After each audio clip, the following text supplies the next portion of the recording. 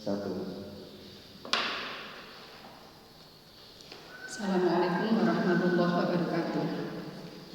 Bismillah, alhamdulillah, wassalatu wassalamu ala rasulillah, la haula wa la quwwata illa billah, amma ba'd. Alhamdulillah, pada kesempatan ini kita bisa bertemu lewat online, lewat dunia maya, sehat walafiat, dengan kesiapan kalian siswa baru MTS NUI An-Nahdlatul kelas 7. Mudah-mudahan dalam kesempatan ini kita selalu diberi kesehatan oleh Allah Subhanahu wa taala. Kemudian sholawat dan salam tak lupa kita panjatkan kepada Nabi besar Muhammad SAW yang senantiasa kita harapkan syafaatnya di hari kemudian. Amin Allahumma amin. Di kesempatan ini pada kegiatan masa ta'aruf siswa madrasah atau yang disingkat dengan MATSAMA, saya akan memperkenalkan diri. Saya nama Tuti Muntasirah, alamat saya Muteh Wetan. Di MTS An-Nahdlatul saya mengajar PPKN kelas 8 dan 9. Dan di dalam acara kegiatan ini MATSAMA, saya diberi amanat oleh panitia untuk menyampaikan materi moderasi dan toleransi beragama. Kita mulai dari arti kata moderasi dan toleransi terlebih dahulu. Kata moderasi adalah sebuah sikap yang tidak berlebihan dalam menerima perbedaan di tengah masyarakat yang beraneka ragam. Kita tahu bahwa masyarakat kita itu mempunyai berpuluh-puluh bahkan beratus-ratus perbedaan, dari pendidikan, dari tingkat ekonomi, dari warna kulit, dari makanan khas, dari bahasa daerah dan lain sebagainya. Di mana kita harus menerima perbedaan tersebut dengan arif dan bijaksana. Maksudnya tidak melihat bahwa perbedaan itu sebuah persengketaan, bukan sebuah perseteruan. Kalau cah kelas 7 itu, kok si cembe aku berarti kue tukaran be aku, enggak seperti itu. Justru perbedaan itu anugerah dari Allah yang harus kita sikapi dengan bijak, dengan cara bermoderasi tadi.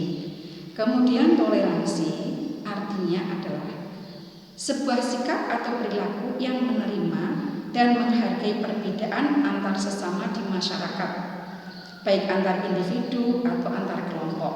Sikap ini tanpa paksaan dan dikembangkan agar tercipta kerukunan dalam kehidupan bermasyarakat. Kita tahu di skup paling kecil, teman sebangku tidak selamanya satu kata, tidak selamanya satu pendapat. Di sini kita belajar untuk menerima perbedaan tersebut. Dari teman sebangku, nanti kita akan bisa menerima perbedaan teman satu kelas, atau mungkin lebih kecil dulu, teman satu piket atau teman satu kelompok. Kulinonya atau bahasa Indonesia, terbiasanya kita menerima perbedaan akan membuat suasana kondusif atau yang disebut rukun, bahasa mutihnya tentrem gitu. Jadi moderasi dan toleransi itu sangat dibutuhkan di dalam sosialisasi kita di masyarakat, dalam sosialisasi kita di sekolah dan di kelas. Bahkan di rumah pun sikap toleransi dan moderasi ini juga sama, sangat dibutuhkan. Mbak seneng sayur kunci, aku senangnya sayur lodeh. Kita harus tetap bisa menghormati. Kalau seandainya suatu waktu ibu masak sayur yang tidak kesukaan kita, kita harus dewasa. Kalian bisa, suatu ketika ibu akan masak kesukaanku. Kalau saat ini ibu lagi masak kesukaan mbak. Itu kedewasaan, toleransi, moderasi. Ini arti kata moderasi dan toleransi yang bisa kita lihat tadi di contoh kehidupan keluarga. Kemudian penerapan sikap moderasi dan toleransi. Di dalam teorinya, toleransi dan moderasi adalah nilai inti dalam ajaran Islam. Sangat penting mengembangkan nilai-nilai toleransi dan moderat untuk mengatasi persoalan umat seperti radikalisasi keagamaan, kekerasan atas nama agama, pengafiran pihak lain, sikap ekstrim dan fanatisme yang berlebihan. Mari kita onceki satu persatu. Kalian bisa melihat di masyarakat, di televisi, di YouTube atau di mana. Kadang-kadang seseorang mengatasnamakan agama itu untuk kepentingannya pribadi, untuk kepentingan kelompoknya, di mana syariat yang dibawa sebetulnya tidak menghendaki seperti itu. Contoh, menghujat seseorang di media massa. Contoh, mengkafirkan orang di media massa hanya karena sedikit perbedaan. Nah, hal-hal seperti itu sangat dibutuhkan kita untuk berpegang pada sikap toleransi dan moderasi tadi. Tidak hanya kerukunan, tidak hanya ketertiban, nanti akidah kita juga akan terjaga kalau kita sangat-sangat berpegang teguh pada syariat yang benar. Jadi kita tidak ditunggangi pihak berkepentingan untuk menggunakan agama sebagai senjata untuk memenuhi kepentingan mereka. Contoh sekarang di masyarakat banyak tidak vaksin, harus vaksin, vaksin haram. Kalian harus pintar, harus bijak. Kalaupun seandainya, Bu, bapak ibuku gak kerso vaksin, bapak ibu guruku menyuruh saya vaksin, apa yang harus saya lakukan? Kalau kalian bisa matur sama bapak dan ibu secara santun, matur monggo matur. Kalau mungkin misalkan harus ada bantuan dari bapak ibu guru, tolong bapak ibu guru, saya kepingin vaksin, tapi bapak dan ibu saya punya pendapat lain. Barangkali bapak dan ibu guru bisa membantu kami dengan senang hati. Akan memberikan sedikit pengarahan, tapi kami juga tidak akan memaksa. Itu tetap hak kalian. Tapi kita juga jangan lupa bahwa kita sebagai umat Islam harus taat kepada Allah, harus taat kepada Kanjeng Nabi, dan harus taat kepada pemerintah. Pemerintah mengharuskan kita vaksin itu untuk kepentingan kita.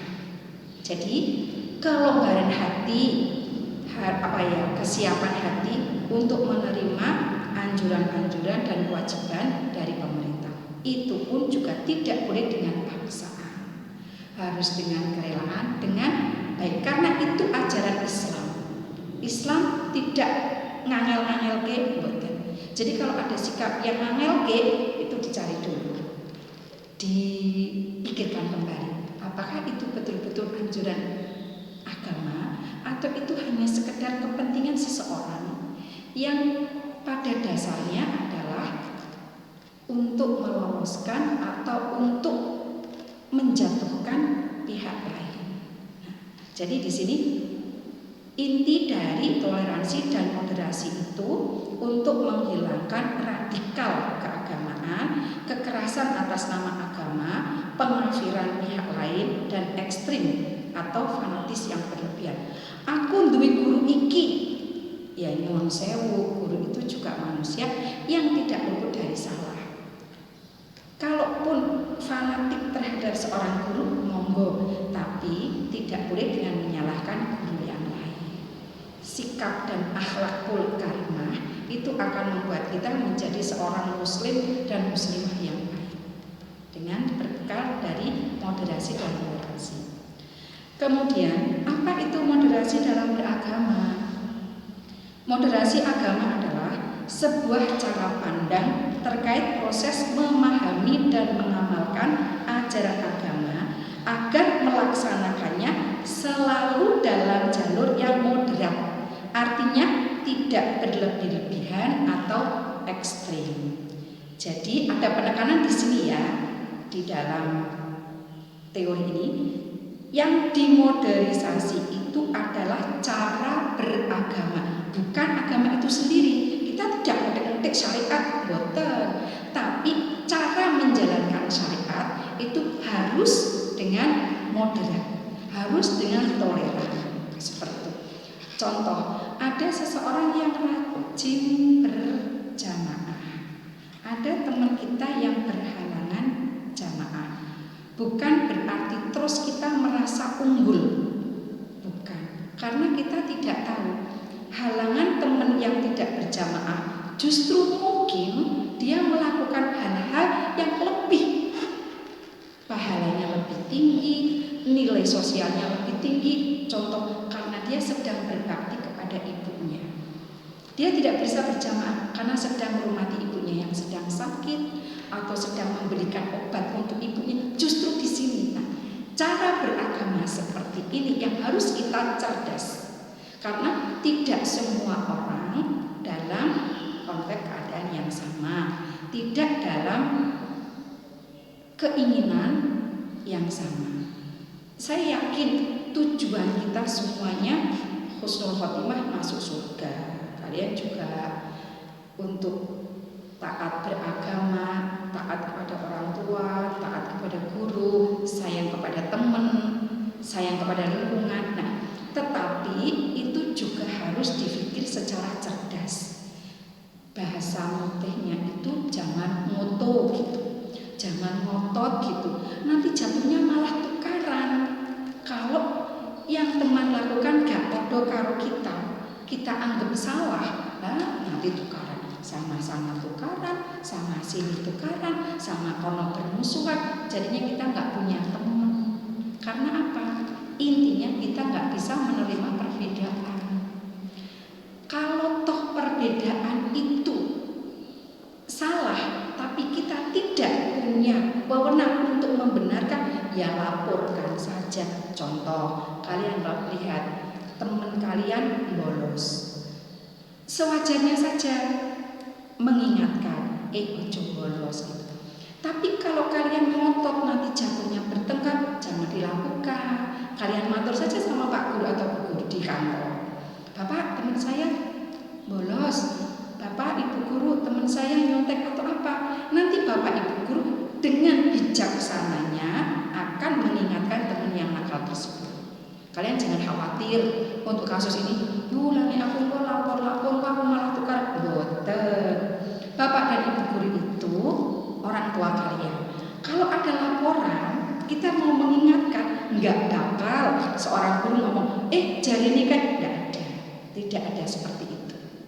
Seorang guru akan mengayomi semua muridnya. Yang baik akan dipertahankan, yang belum baik akan diusahakan untuk jadi baik, gitu ya. Terus lanjut yang ke selanjutnya, ketiga, perilaku apa saja yang merupakan toleransi beragama. Nah, di sini beragama di dalam Al-Quran sudah difirmankan oleh Allah Subhanahu wa Ta'ala bahwa agama yang baik dan benar adalah Islam. Ini tidak bisa ditawar, ini tidak usah dirembukkan. Loh, bulan tadi kok dibilang toleransi, menerima perbedaan. Nah, perbedaan apa? Toleransi bagaimana yang bisa diperkenankan atau diperbolehkan oleh agama Islam. Mari kita belajar bareng-bareng.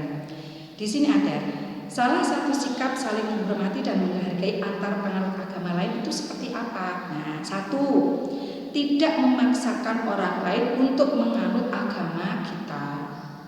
Bu, neng MTS, NU, IA Nahdlatul kan semuanya sampun Islam. Kita kan tidak, iya memang alhamdulillahnya perbedaan di lingkungan kita tidak mengkhawatirkan akidah kita. Semuanya sampun Islam. Ini hanya paparan secara global. Mungkin kalian nanti akan sekolah di mana, akan bekerja di mana, akan berkarya di mana. dapat orang mana. Yang lingkungan baru kalian itu adalah macam-macam. Ada beberapa yang tidak sama dengan kita. Di sini kita cekeli, tidak memaksakan orang lain untuk menganut agama kita, tidak memaksakan. Bu, lah kalau tabligh Bu, kita mengajak orang lain, oh harus itu. Kita harus selalu amar ma'ruf nahi munkar, tapi bukan dengan paksaan gitu. Terus yang kedua, tidak mencela atau menghina agama lain dengan alasan apapun. Dengan alasan apapun, jangan menghina. Karena di dalam negara Indonesia itu ada agama resmi yang dilindungi oleh negara. Apapun sikap kita, kalau istilahnya merugikan pihak lain, menyinggung agama lain, itu hukum bisa berlaku. Loh Bu, apa tidak harusnya orang yang tidak beragama Islam kita bunuh, yang tidak sama dengan Kanjeng Nabi kita sikap? Oh, jangan begitu. Kanjeng Nabi itu sudah mencontohkan dengan kita bagaimana sikap beliau terhadap orang kafir yang tidak merugikan umat Islam. Kalian pernah dengar contoh seorang wanita tua, miskin, buta yang selalu menghujat Kanjeng Nabi. Apa yang Nabi lakukan? Kanjeng Nabi setiap mau datang ke masjid menyuapi orang mbah-mbah tersebut. Selalu sambil orang itu menghujat Muhammad hilang. Bahkan kuping kita enggak kuat untuk mendengarkan. Tapi Kanjeng Nabi begitu sabar, kuat. Karena memang beliau tidak ada tandingannya kan. Bukan kita menyamakan, kita mengambil hikmah dari kisah itu. Ditulang, disuapi, terus Kanjeng Nabi tindak ke masjid. Apa yang terjadi? Sampai suatu seketika Kanjeng Nabi wafat, suapan itu dilanjutkan oleh Umar bin Khattab. Mbah-mbah tersebut ngomong, kowe sopo? Kok tanganmu nggak selembut orang sing biasane ndulang aku? Kok makanan sing mbok dulang tidak semanis yang disuapi wong yang dulu? Dengan nangis Umar bin Khattab cerita, orang yang dulu selalu nyuapin sampean Mbak adalah Muhammad SAW yang selalu kamu hujat. Ya Allah, seketika itu mbah-mbah tersebut mengucap asyhadu alla ilaha illallah wa asyhadu anna Muhammad Rasulullah. Di sini apa yang bisa kita ambil? Ternyata kelembutan dan kasih sayang bisa meruntuhkan hati orang kafir. Tidak boleh dengan paksaan. Apa meneh sekedar berbeda. Kowe ning masjid mute kulon, aku ta ning masjid mute wetan. Kenapa harus dipertengkarkan? Tidak boleh. Kowe seneng mie ayam, aku seneng bakso tukaran. Tidak boleh. Begitu ya. Kedewasaan seseorang itu menyelesaikan perbedaan jadi satu. Gitu. Tidak mencela, tidak menghina. Kita lanjut. Toleransi yang diperbolehkan dan dilarang oleh agama Islam adalah hal apa saja? Nah, kita lanjutkan dari slide tadi ya. Toleransi yang diperbolehkan dalam agama Islam antara lain dalam hal berhubungan bisnis. Maksudnya, nek kita beli TV ning ngene Cina kepet, boleh ndak Bu? Boleh. Lah orang Islamnya dulu iso gawe TV, wong Islami iku ngaji, ngimami, mimpin pondok, jadi ustaz-ustadzah, kan gitu. Boleh nggak? Boleh. Sepanjang kita beli TV-nya itu tidak ada pelanggaran akidah. Contoh, Cino kepet ini. Ki TV tuku nggonku, nggon jerone tak kai isi suara-suara nyanyian-nyanyian konghucu. Ndak boleh itu, ndak boleh. Atau sampean tuku nggonku entuk tak kayak diskon terus, tapi sampai nek dino minggu ngomelu acara sembayangku ningon gereja apa? Tidak boleh. Bisnis atau jual beli yang diperbolehkan dengan catatan tidak mengganggu, tidak ngutik-ngutik akidah kita. sekedar lek tuku TV, lek tuku kulkas, apa ya? Kalau panggilan untuk Cino itu bah ya atau cik gitu. Cik, aku tuku sikat, dinya boleh sepanjang tidak ada paksaan sah jual beli tersebut. Terus selain bisnis, berhubungan sosial dalam bahasa Jawa atau mutih itu disebut serawung. Boleh nggak? Boleh. Contoh misalkan kalian cah bagus-bagus punya hobi bal-balan. Terus kalian masuk ke kelas bola, kelas badminton Jeporo gitu. Di sana ada orang yang tidak Islam kelas bolanya, atau mungkin malah pelatihnya tidak Islam. Boleh enggak? Coba kita lihat dulu. Pak, pelatihnya itu ganggu agama kita apa enggak? Contoh, ngantek wis maghrib mengebrak isya, rak barbar latihan keluar. Jangan diikuti. Enggak boleh. Bukan berarti ilmu balnya orang itu salah, mboten.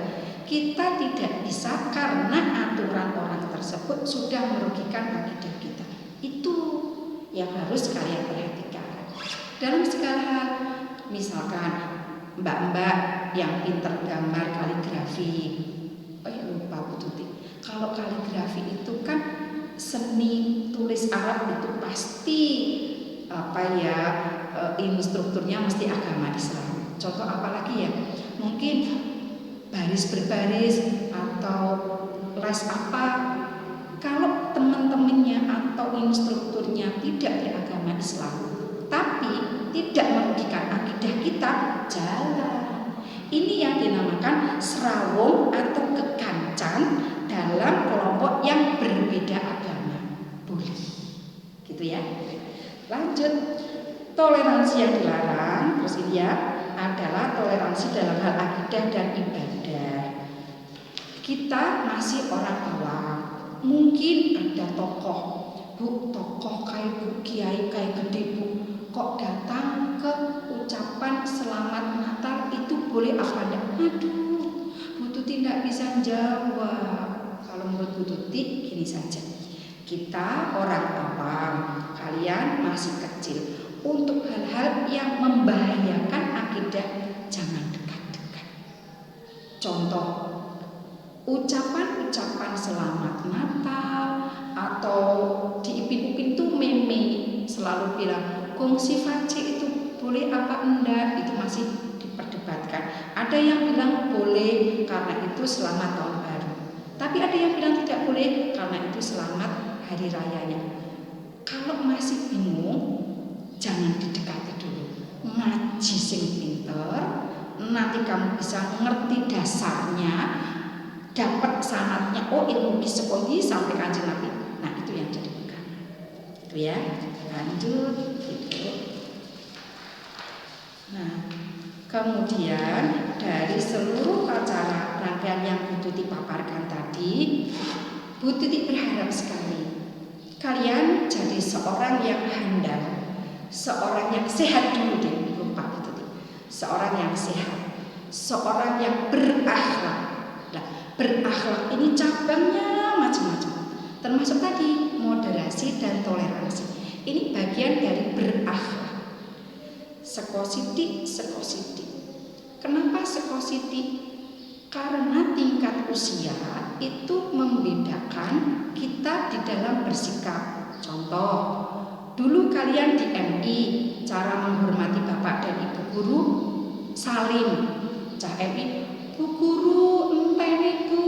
Bu gurunya nunggu. Ajeng nopo Mbak, ajeng nopo Mas?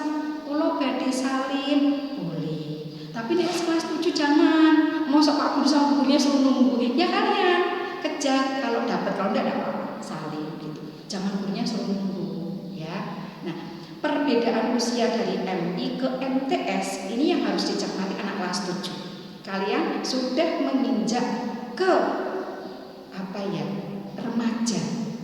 remaja cilik gitu. Nah, mulane kalau akhlak perkembangan nalar kalian juga masih berangsur, nakal boleh tapi sidik. Nakalnya sesuai dengan usia. Bu, nakalnya usia kelas 7 itu apa sih Bu? Mlebu kelas, nyenggol meja ni koncone, jeder. Bolehlah sithik-sithik, tapi aja saben dino.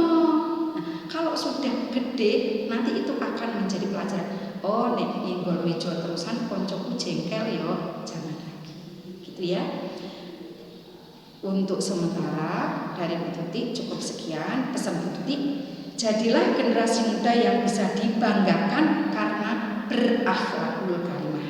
Selamat belajar dan berprestasi di Madrasah Sanawiyah Nahdlatul Ulama I'anatul Thulab Lutfi Kulon. Sekian, terima kasih. Mohon maaf atas semua kata-kata atau sikap Bu Tuti yang kurang patut.